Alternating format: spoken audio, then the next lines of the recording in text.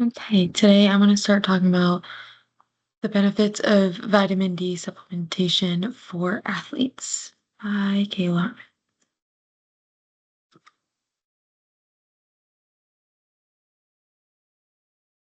Alrighty. So just some background information. Vitamin D is a fat-soluble, sterile nutrient. It's also a hormone precursor required for many essential functions. There's two ways that we can get vitamin D. It can be synthesized in the skin when exposed to about 15 to 30 minutes of sunlight, or we can get it through our food. Some of the main sources is fatty fish, some egg yolks, and some dairy products. We all know that vitamin D is essential for maintaining optimal bone health, and several publications reviews have discussed the association between vitamin D levels and athletic musculoskeletal health and found that insufficiency has a negative impact on risk of injury, poor health, and prolonged recovery. But currently, there is no evidence of vitamin D screening or supplementation protocol among elite athletes in literature. Reason we kind of want to really think about vitamin D for athletes is because, um, we know how important bone health is in sports and how we think a lot about stress fractures and things like that. So we really want to think about it when it comes to prevention of injury as well as recovery. And when we think about vitamin D through the sun, we really want to think about where our athletes are. Are they somewhere up north where it may not get as much sunlight, or in other countries where sunlight isn't for as long as it is here? We also want to think about whether the athlete is more of an indoor athlete or an outdoor athlete. How much are they getting exposed to sun? Whereas, like, if we have an indoor athlete, they're usually not only um, practicing inside, but they're spending a lot of their times in the gym, things like that.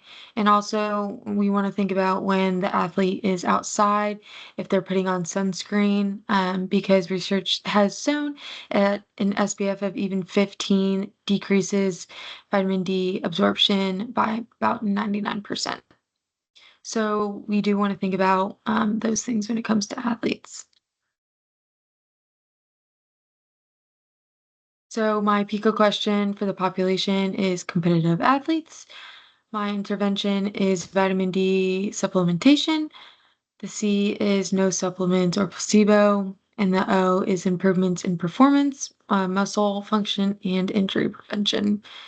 So as a whole, my PICO question is in competitive athletes, does vitamin D supplementation compared to no supplementation improve performance outcomes, muscle function, and or reduce injury?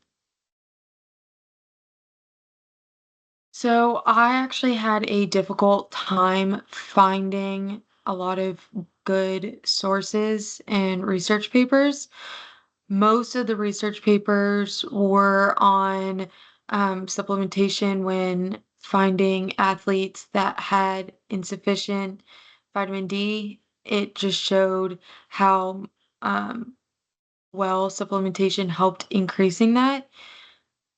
So finding a lot of literature was hard on the actual um, improvement of muscles and performance and reduced um, injury while doing supplementation. This one was actually really cool. It was an LSU master's thesis. So she had 40 test subjects between the ages of 18 and 40, 20 female, 20 male. She did blood collection analysis, sun exposure, dietary intake, resting metabolic rate. She did DEXA scan, a VO2 max, performance test, anaerobic power measurements, strength tests, power test, and flexibility test. Her results showed that statistically there was not there was a difference in VO2 max between males in low and high groups. The um, high groups were about 20% higher, but there was no relationship seen in females, and there was no significant difference in anaerobic power or flexibility based on vitamin D levels. There wasn't much that she put for how much she gave vitamin D that kind of lacked information, but she saw some results. This next one was a systematic review and meta analysis.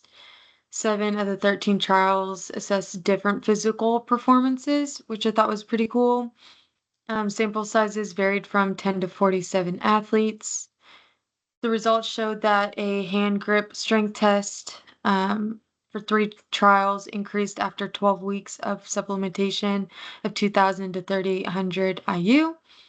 There was no significant differences were found in vertical jump height, 1 rep max bench, or sprints, which were at 10 to 30 meters. And then they found a total of 16 injuries, but 12 out of the 16 occurred after they found a decrease in vitamin D concentration. This one was a systematic review of randomized placebo control trials.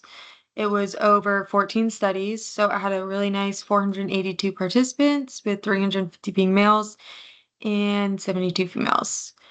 2 studies did not include the sex of the participants, so that left 60 subjects of unknown sex. All studies used oral forms of vitamin D, 3 used an oral droplet, and 11 studies used capsules.